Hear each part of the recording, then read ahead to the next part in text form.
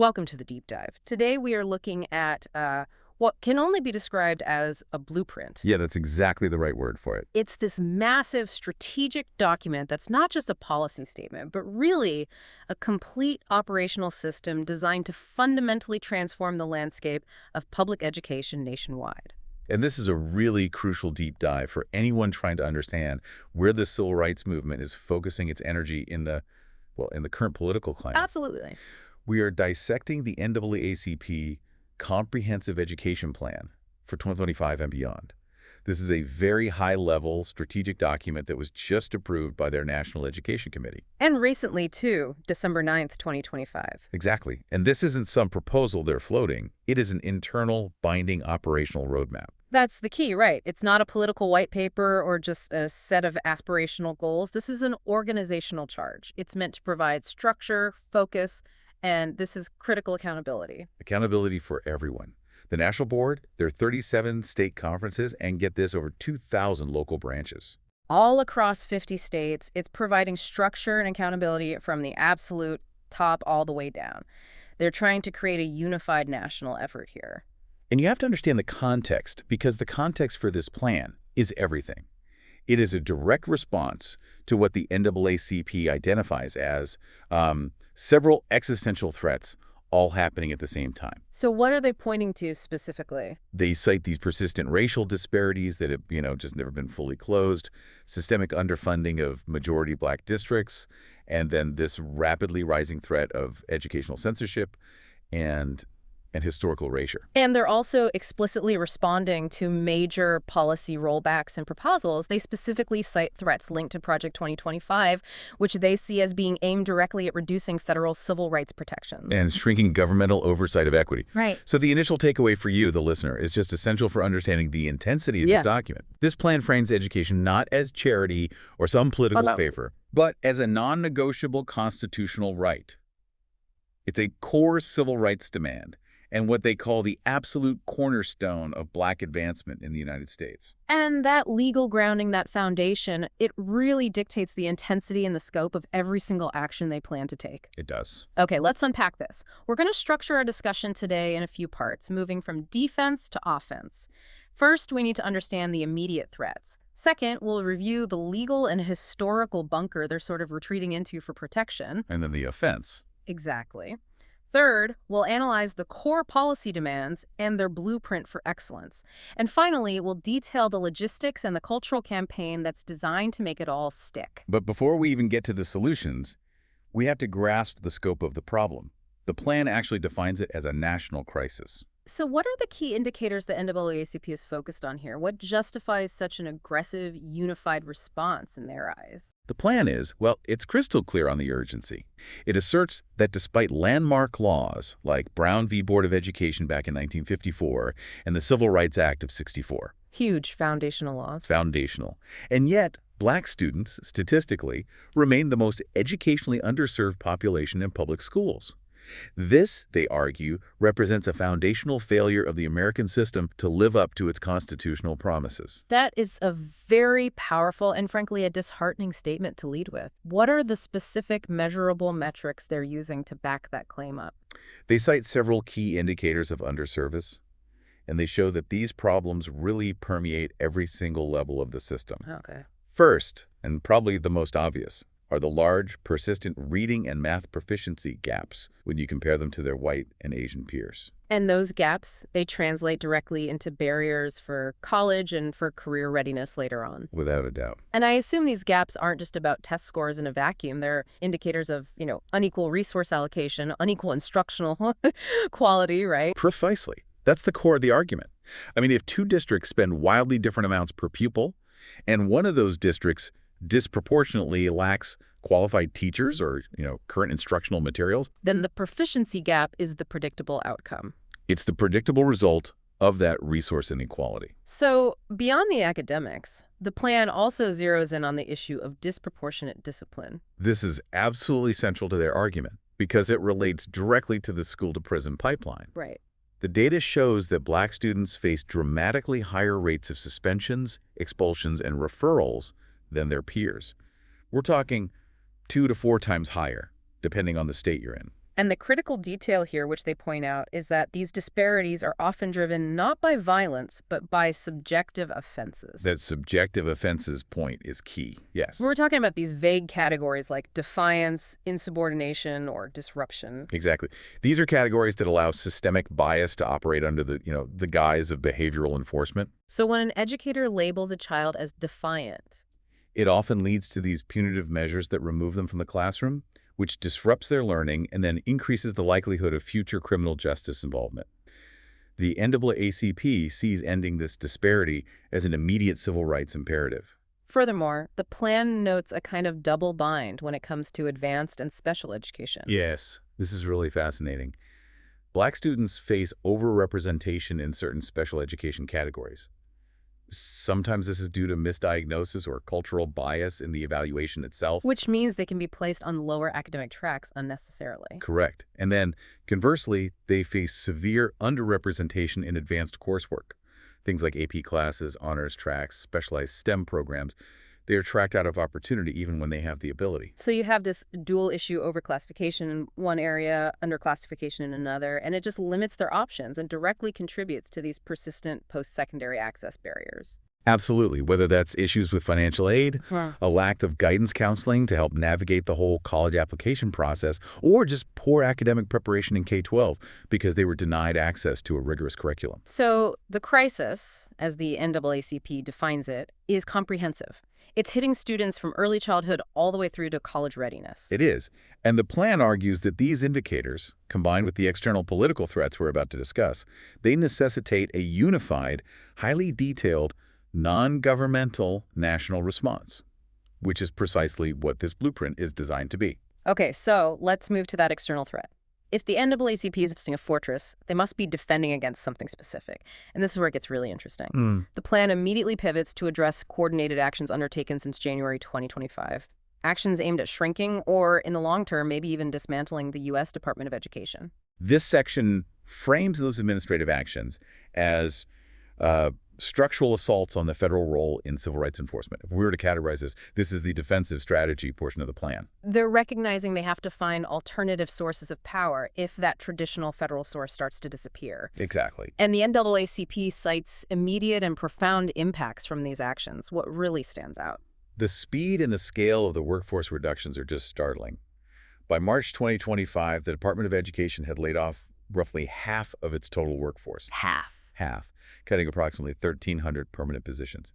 And that's not even counting additional voluntary separations or just unfilled vacancies. Now, layoffs are often framed as, bureaucratic efficiency, but what is the actual operational effect of losing that many people on that scale? Well, the effect is significant, and it's immediate across a few crucial functional areas. It means a substantial loss of personnel in offices responsible for, one, civil rights enforcement. The Office for Civil Rights. The OCR, yes. It's responsible for overseeing Title VI compliance. So fewer people means fewer investigations into systemic discrimination complaints. It's that simple. What else? 2, data collection. The ability to accurately track inequities through national data sets is diminished, which makes it harder for advocacy groups like them to gather evidence. And 3, student aid. Pell Grants, student loans. Lifelines for low-income and minority students. You see delays and breakdowns in managing those crucial programs. They also note the swift elimination of federal support for DEI, or Diversity, Equity, and Inclusion initiatives. The department announced it was canceling all federal DEI training, contracts, and internal materials early in 2025. And that cancellation has a direct structural impact. When you remove the federal DEI capacity, you weaken federal support and enforcement for all historically underserved groups. Black students, students with disabilities, English language learners, LGBTQ+ students. It essentially signals a stop to federal proactive monitoring for equity. It does. It forces states and districts to fend for themselves or to just not address the issues at all. Another critical action they cited was the cancellation of large sets of research and program contracts by spring of 2025, including ongoing studies at the Institute of Educational Sciences, the IES. And the IES is the nonpartisan data-gathering arm of the department. Right. Losing the Institute's work is, according to this plan, like intentionally blinding the entire system. It leads to a severe loss of evidence-based guidance, fewer national longitudinal data sets, and a diminished ability to track educational outcomes over time. So it makes it increasingly difficult to identify whether systemic failures or, for that matter, effective solutions even exist on a national level. Precisely. The plan identifies this loss of objective research as weakening the very foundation for any objective data-driven policymaking at all levels. Okay, so if we connect this to the bigger picture, the structural impact of these administrative actions suggests a pretty profound policy shift toward what the blueprint calls a distributed education model. What does that mean for students on the ground, and what is the long-term goal the NAACP seems to be bracing for? The plan analyzes these actions as indicating a long-term goal of potentially eliminating the Department of Education altogether, or at least reducing it to a shell agency. And this move would primarily devolve oversight and policy implementation authority to the states? Exactly. The distributed model means the federal government is trying to shrink its footprint, moving core functions from special education monitoring to workforce planning, either to other federal agencies or just expecting states and non-governmental entities to absorb the responsibilities. But isn't that just a return of power to the states? Some would argue that's a more efficient way to manage local schools. What's the specific danger the NAACP sees in that? The plan views this as, well, disastrous for equity. The danger lies in the resulting uneven standards in enforcement.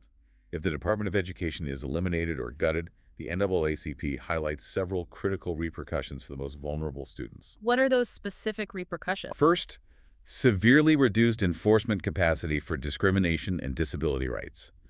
Without robust federal monitoring, violations of Title VI, the prohibition against discrimination in federally funded programs, or IDEA, which protects students with disabilities, And they become infinitely harder to detect, to prosecute, and to rectify. and local victims just have less recourse. Okay, and what happens to the consistency of education across the country? That's the second major point. You get increased state-by-state variation in standards, equity, and funding. It becomes a patchwork system where a student's opportunities are entirely determined by their zip code. So the high standards of one state might be utterly absent in a neighboring one, which just institutionalizes inequality. It does. And finally, there's the very practical matter of federal financial aid. Right. There's the enormous risk of delays and disruptions in federal grant processing, Pell Grants, student loans. That causes massive uncertainty for millions of low-income students and the higher education institutions that serve them. So the implication for you, the listener, is clear.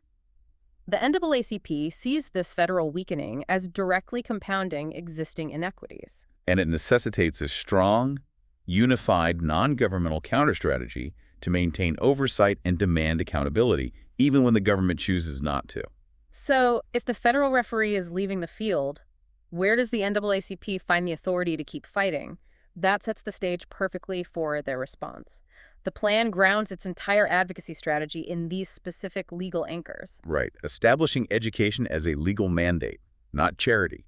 This is the foundation that authorizes and empowers their work to proceed, no matter what Washington does. Absolutely. They rely on three foundational pillars, all derived directly from the civil rights movement and subsequent legislation. And these aren't suggestions. They are demands rooted in the law. Let's start with the first pillar, the bedrock. The U.S. Constitution's 14th Amendment, specifically the Equal Protection Clause. That clause mandates that no state may deny any person equal protection of the laws.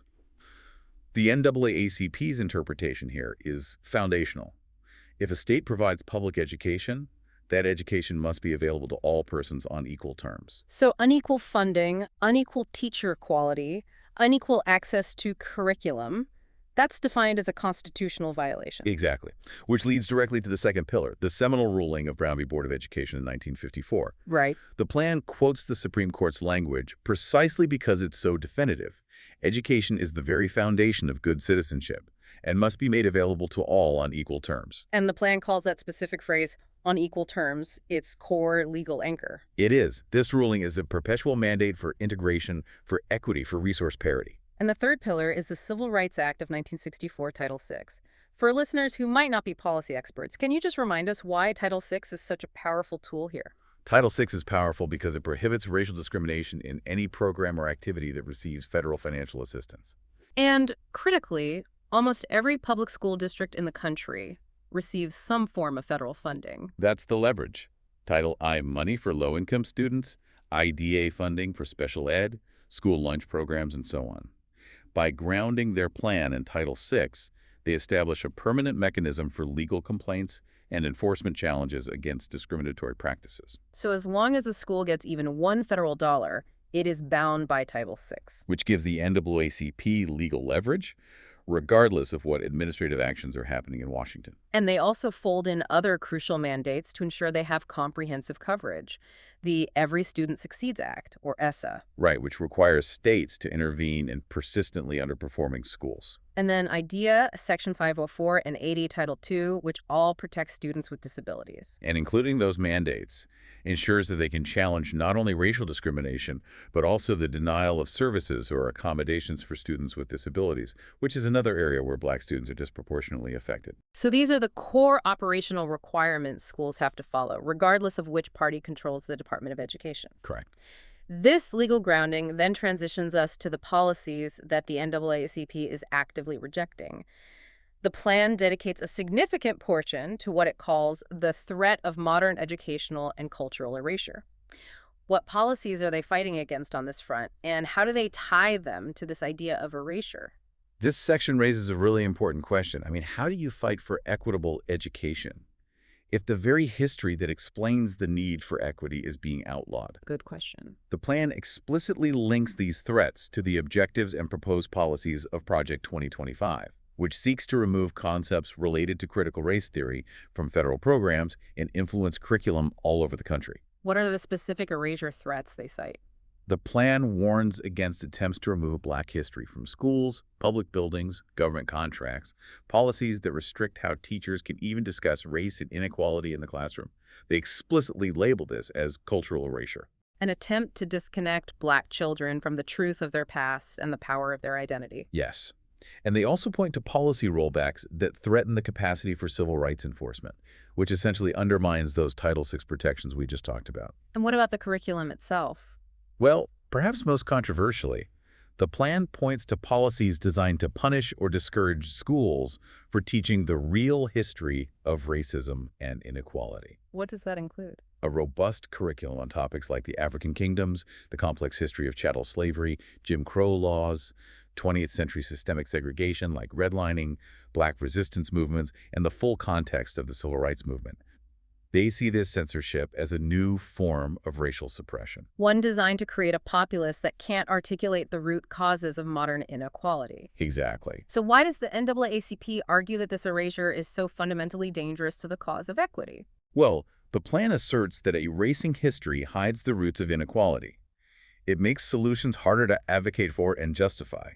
I mean, if students don't know the history of Jim Crow, redlining, the failure of Reconstruction, They can't possibly understand why resource gaps still exist today. right. And crucially, it prevents students from developing racial literacy, empathy, and civic responsibility. It weakens student identity by removing Black heroes, innovators, and intellectuals from the curriculum. The core defense against this, they state, is a powerful assertion. Truth is our defense. Knowledge is our protection. To counter that historical censorship, the plan grounds its entire operational framework in a documented, very intentional historical arc.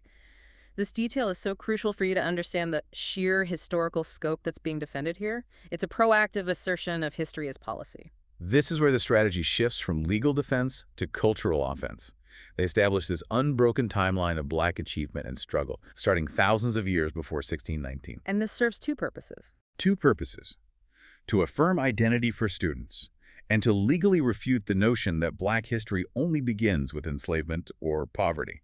And the milestones they cite are incredibly specific, starting deep in antiquity. Yes. They begin with Ta Seti, around 3500 BCE, recognized as one of the first recorded kingdoms in the Nile Valley. Which immediately establishes a narrative of ancient sovereignty and governance. Exactly. Followed by Kemet and Nubia, from about 3000 BCE to 350 CE. Which they define as centers of science, writing, and governance. Right, emphasizing contributions to mathematics, astronomy, architecture. Then they leap forward to cite the University of Timbuktu, around 1100 CE, as a global center of scholarship and trade, highlighting these intellectual traditions. And the arc continues through the trauma of 1619, the beginning of chattel slavery, and then the subsequent struggles.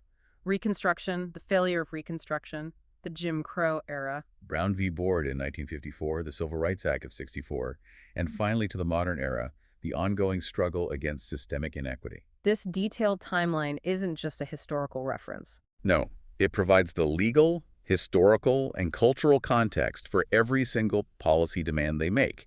It is a deliberate and assertive positioning against any policy that tries to limit what history can be taught. Their position is a firm civil rights stance. Any policy that removes Black history must be met with legal challenge and unified opposition. Absolutely. That deep historical commitment brings us to the centerpiece of the NAACP's operational strategy, the offensive game plan. This is the best academic practice models for Black students, or BAPM campaign. And this strategy, it pivots the entire discussion from just documenting systemic failure to actively identifying, documenting, and replicating proven success. This is, I think, arguably the most brilliant strategic move in the entire blueprint. How so? The plan states clearly this is not a pilot, this is a national standard. It transforms the narrative from one of racial deficit, this idea that Black students are inherently failing, to one of system accountability. Meaning if excellence is possible in School A, it must be demanded in School B. So what's the core threefold purpose of BAPM, and how does it create legal leverage? The purpose is strategically designed to create unassailable evidence. First, identify success. Find public schools where Black students are already excelling at high, measurable levels. Schools that are already succeeding under challenging conditions. Yes. Second, document practices. Document the academic, cultural, and leadership practices driving that success through rigorous, objective case studies. And third, demand replication. Use that documented success as irrefutable evidence to demand reform in underperforming districts. Exactly. So they aren't just saying you must raise scores. They're saying you must adopt the specific practices that are proven to be effective in a comparable setting. And that success is then used as leverage in litigation, in public advocacy, in school board demands. It is. And the BAPM criteria for identification are stringent and measurable, designed to ensure only genuinely high-performing models get selected. What are those specific criteria? I mean, 50% proficiency is a high bar, especially considering the national average. It's a very high bar, and it's designed to push past mediocrity. A school qualifies if 50% or more of its Black students score proficient or above in reading and math, based on state assessments or an equivalent state performance index. And there's more. And they have to demonstrate strong school climate and leadership indicators, so high attendance and low suspension rates. The plan also notes that local branches are empowered to recognize schools demonstrating consistent multi-year growth, or where GPA norms meet the NAACP local standard A2.0 minimum with no Ds or Fs. That recognition adds immediate local affirmation. And what's fascinating here is the methodical, data-driven documentation required for these models. It's not just a list of good schools, it's a systematic case study effort. It's designed to be replicable across different districts and state lines. This is the scientific rigor that's necessary to turn a best practice into a mandated policy. Let's dig into the required components of these case studies. If an underperforming district is mandated to change, they're going to need specific instructions. Right. Each model has to produce a detailed case study document. This document must itemize 5 core areas. Okay, what are they? 1. Instructional strategies. Precise documentation of what curricula and methods they use for literacy and math. 2. Discipline approach. Detailed protocols which the plan mandates must be restorative. Meaning focusing on repairing harm rather than punitive exclusion. Yes.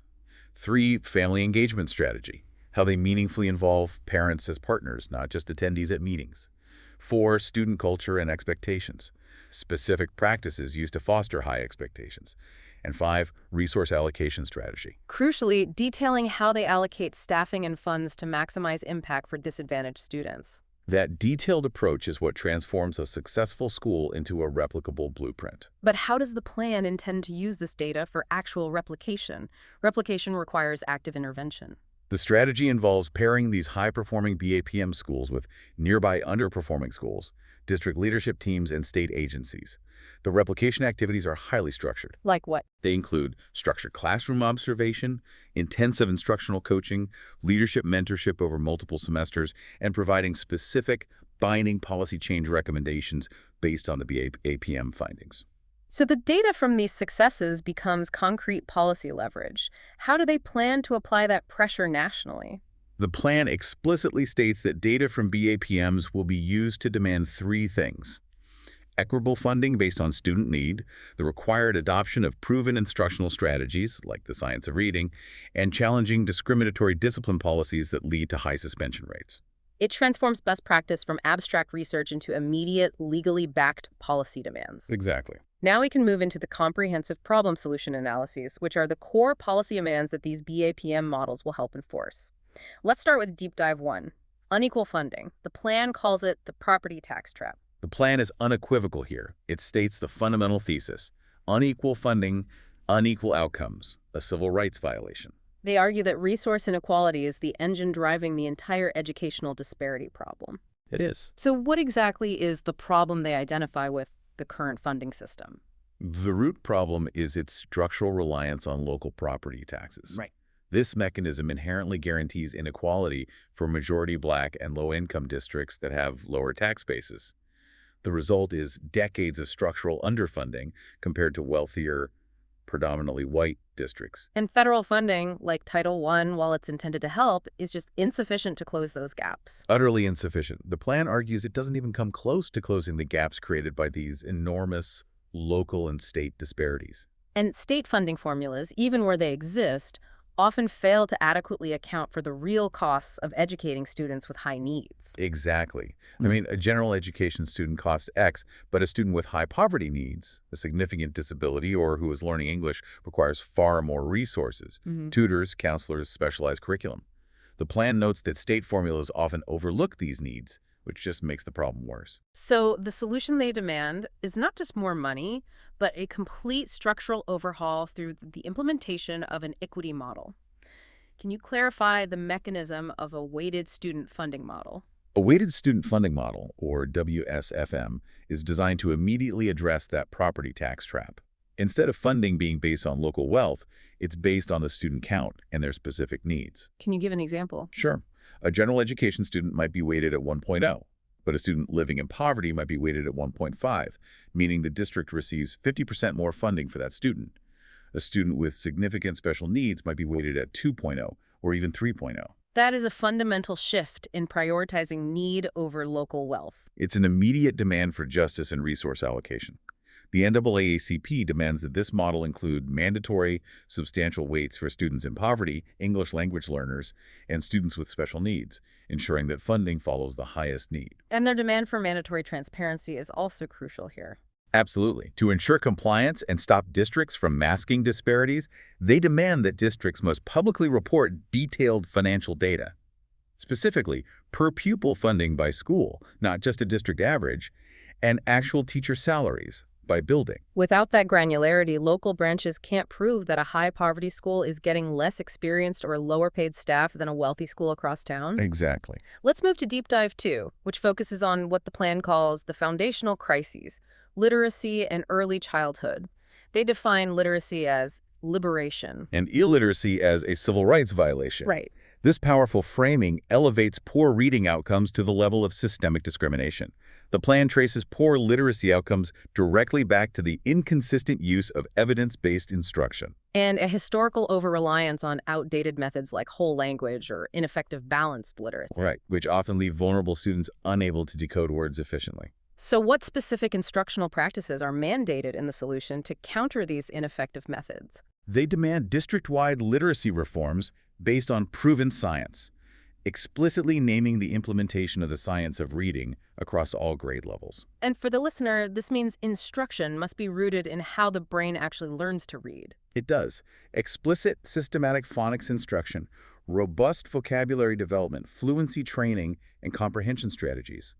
It is a wholesale rejection of approaches that encourage children to guess words based on context or pictures. And acknowledging that disparities begin long before formal schooling, what is the plan's early childhood solution? The plan stresses that the achievement gap often starts at birth. The solution demands universal publicly funded pre-K for 3- and 4-year-olds and full-day kindergarten across all districts. They view this as essential infrastructure. It is. And crucially, this has to be coupled with robust family-centered supports like evidence-based home visiting programs and parenting literacy workshops, acknowledging that the foundational learning environment itself requires support. Next up, Deep Dive 3 tackles math and STEAM, calling math the gateway to STEAM careers and generational wealth. The plan sees math education as a major area of structural barrier, primarily through the destructive practice of academic tracking. Right. This system often places Black students in lower-level, non-rigorous math classes very early on, sometimes as early as 6th grade, which creates a pipeline barrier. It severely limits their access to high-demand STEAM careers later in life. And the solution demands eliminating this tracking and opening equal access to advanced math courses. How realistic is the goal of getting algebra up into the hands of all 8th graders? It's incredibly ambitious, but the plan frames it as a mandatory equity intervention.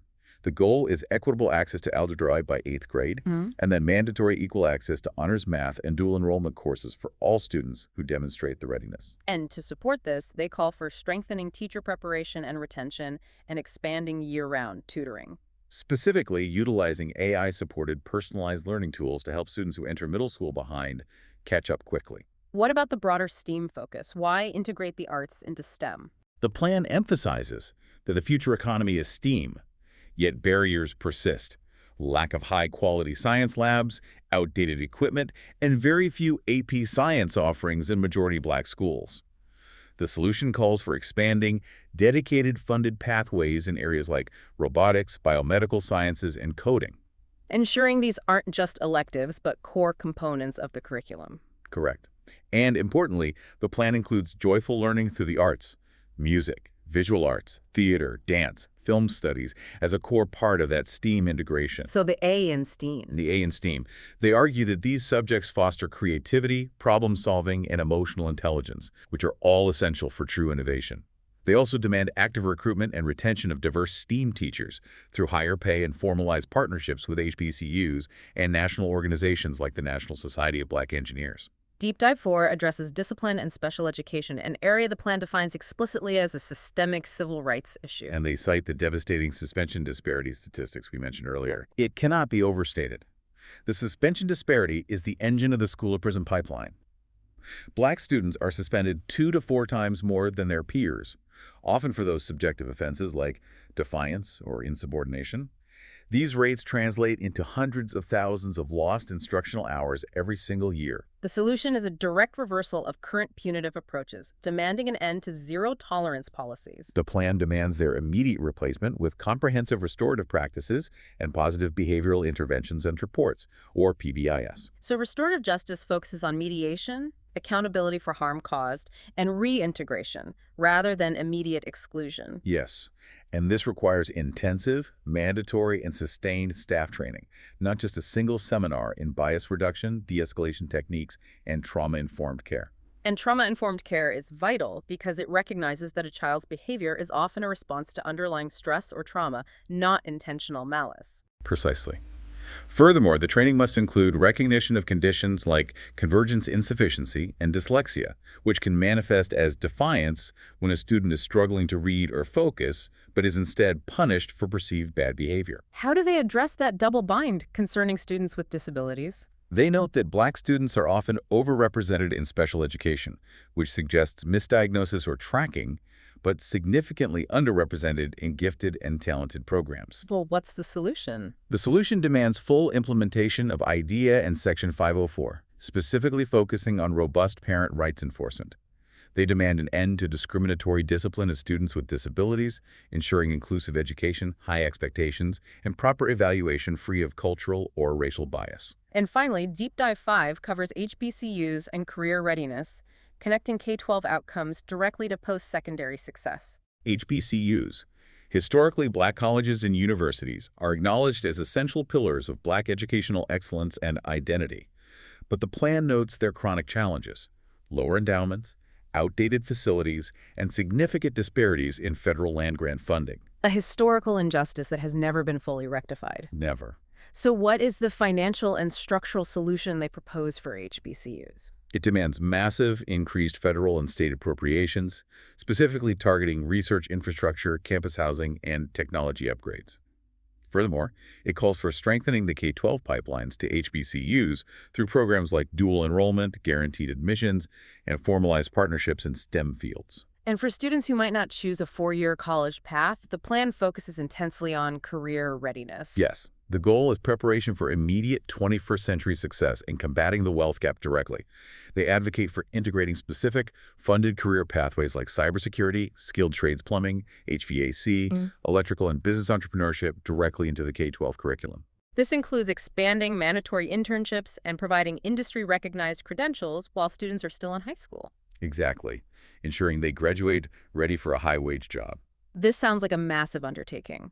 It requires an unprecedented level of coordination across thousands of local, state, and national groups. If the federal government isn't going to enforce these demands, the NAACP has to create its own parallel enforcement structure. That's where the implementation blueprint comes in. The plan details a three-tiered system designed to be legally defensible, operationally practical, and specifically built to withstand political opposition and Project 2025 related attacks. And consistency across all 50 states is the operational goal. It has to be. Okay, let's break down those tiers, starting with the national level. What is their specific role in this operational blueprint? The national level, so the National Board and National Education Committee, they set the overarching strategic direction, the legal standards, the policy frameworks. Their key operational tool is the National Academic Dashboard. And what does that dashboard track? It tracks everything that matters for equity: proficiency level, student growth metrics, race-based disparities in course enrollment, discipline data, enrollment in advanced courses, all across all states. So this dashboard provides the national accountability structure. It allows the NAACP to identify where the worst failures are occurring and where the best practices, the BAPMs, are shining. Exactly. And then there's the critical middle layer, the state conference level. This is the crucial nexus between national strategy and local action. State conferences coordinate regional implementation, ensuring national policy becomes local reality. They have to establish state education task forces and produce an annual state education strategy plan tailored to their specific state data and legislative cycles. And their most powerful operational role: submitting statewide public records requests for comprehensive disaggregated data. Why is a state-level data request so essential? Because it forces compliance across an entire state simultaneously. It creates a massive, verifiable data set that can be used for state-level lawsuits, legislative advocacy, and training the local branches on exactly what data points to look for in their specific neighborhoods. Which brings us to the local branch level, the front line where the rubber meets the road. What are their core responsibilities? Local branches are responsible for the on-the-ground advocacy and data verification. Their core responsibilities include identifying and nominating BAPMs in their jurisdiction, gathering specific local data using public records requests, hosting quarterly community forums to empower parents, and attending every single school board meeting to demand equitable policies. They are the engine of data collection and advocacy, feeding information back up to the state and national dashboards. They are. The plan mandates the use of standardized tools to ensure consistency. Crucially, they developed a comprehensive public records request package, ensuring that data is obtained legally and consistently nationwide. This standardization is genius. It prevents districts from providing partial or confusing data. It means a branch in rural Georgia is asking for the exact same standardized data points as a state conference in metropolitan Chicago. Which ensures the resulting data is comparable and actionable. Yes. Let's get specific. What data are they requesting, and how is it disaggregated? Every request mandates that data be disaggregated by race, gender, and disability status. The standard request package is extensive, and it covers three main areas. Okay. 1. Academic achievement. They demand reading and math proficiency rates, student growth scores, and enrollment rates in AP, IB, and honors courses. Critical gateway programs. Yes. 2. School climate. They request raw numbers for suspensions, expulsions, school-related arrests, and detailed incident categories. And the specific separation between subjective categories like defiance versus objective offenses like weapons is essential for proving systemic bias. Absolutely essential. And 3. Funding. They mandate requests for per-pupil funding by school and actual teacher salary averages by building. That granular funding data is the killer app for advocacy, forcing districts to reveal where resources are truly flowing. It is. This level of granularity prevents districts from hiding resource disparities behind aggregated district-wide averages. This legally obtained, standardized data is the evidence base for all their advocacy, litigation, and public awareness campaigns. It creates an undeniable record of inequity. The plan also identifies technology and AI as vital tools, not just for administration, but for acceleration and cultural relevance. This is an exciting pivot toward the future. It is forward-thinking. For enriching the concept of our story, the plan mandates using digital tools like StoryMap and Canva for students to create and share narratives rooted in their heritage. And they advocate for accessing virtual libraries and archives featuring African and diaspora histories. Right, ensuring curriculum is culturally relevant and accurate, even if the physical school library is limited. And how is AI leveraged for academic excellence itself, specifically to close those proficiency gaps? The plan leverages AI-driven platforms, so adaptive learning systems and intelligent tutoring systems, to personalize instruction at a scale human teachers just can't manage alone. And these tools can adjust difficulty based on student progress, provide real-time feedback. And help close proficiency gaps efficiently. They are positioned as tools for equitable opportunity, providing personalized remediation where high-quality tutors might be too expensive or just unavailable. They also include a crucial caveat about the ethical considerations surrounding this technology to guard against potential harm. Yes, they acknowledge the risk of the digital divide, unequal access to devices and high-speed internet, and demand that technological access be viewed as an equity issue. Furthermore, they demand ethical AI development, guarding against algorithmic bias. What would algorithmic bias look like in this context? Well, it could manifest in several ways. For instance, if an AI is trained on biased historical suspension data, it might inaccurately flag or predict future disruptive behavior more frequently for Black students than others. Which would lead to a new form of digital tracking. Exactly. The plan demands transparency and oversight to protect student privacy and data security, ensuring technology serves equity, not harms it. Let's shift to the final section, Part 6. Celebration, culture, and the final mandate. The plan treats recognition not as some feel-good measure, but as a critical strategic intervention. It's designed to shift public narratives from deficit to achievement and build momentum for policy reform. And this is the Academic Olympian Society Awards. Celebration, they state, is strategy. Recognition is intervention. This is a nationally aligned, locally implemented recognition system to publicly affirm achievement and counter those prevailing narratives of inferiority or systemic failure. It focuses the entire community on Black student success. It's designed specifically for Black and other disadvantaged students, with 3 clear categories of recognition. The top level is the gold medal, which represents highest distinction, so straight A's in all core and elective courses. This explicitly models and honors academic mastery and sets the highest expectation. Then there's the silver medal for high achievement, which recognizes a student who is thriving and demonstrates consistent success. A mix of A's and B's. It shows that the student is on track for college, advanced coursework, or high-level technical training. And finally, the bronze medal for merit recognition, which I think recognizes resilience and growth. This is perhaps the most strategically important category for retention. It honors a mix of A's and B's, with up to 2 C's permitted, provided there is clear evidence of substantial academic effort and measurable improvement. So it recognizes effort, resilience, and the difficult journey of closing learning gaps, keeping students engaged. Exactly. Why is this recognition system so strategically important for the NAACP's overall mission? The goal is to mobilize families and change the public narrative. When thousands of families show up to celebrate student excellence and not just athletic or musical success, it fundamentally changes the public narrative. From Black student struggle to Black excellence is normal. Exactly. It legitimizes the NAACP's policy demands and demonstrates to districts, legislators, and the media that families are engaged partners who demand more than just basic proficiency. The plan concludes with 2 powerful direct letters that really encapsulate the emotional and historical weight of this whole mandate. What is the core message to students? The letter to students is an affirmation of legacy and a tool of empowerment. It's designed to build identity and resilience against external threats. It affirms their history did not begin in 1619, but thousands of years earlier in Tasedi, Nubia, and Kemet. It places their current struggle in a context of historical greatness. It does, and it reframes the challenges they face in the classroom. It is brutally honest. What does it say? It tells them, you are targeted because you are powerful, and you are not behind you. You are being held back by design. That reframing removes the blame from the individual student and places it squarely on systemic inequity. It does. And education is explicitly presented as a tool of liberation that they must use to excel in everything, connecting their academic success directly to the fight for civil rights. And the letter to parents. The letter to parents is an urgent call to arms rooted in historical context. It connects modern systemic inequality, the wealth gap, underrepresentation in leadership, disproportionate policing, directly to historical injustices like slavery, Jim Crow, and redlining. It provides the crucial context that these obstacles are not individual failings, But the result of deeply embedded systems designed to perpetuate inequality across generations.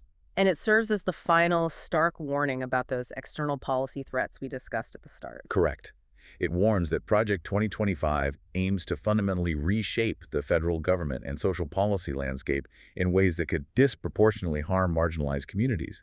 It urges vigilance and immediate action to protect their children's future and freedom. It asks parents to join the fight for freedom, equality, and justice with the same dedication as their ancestors. A powerful call to action. So, what does this all mean?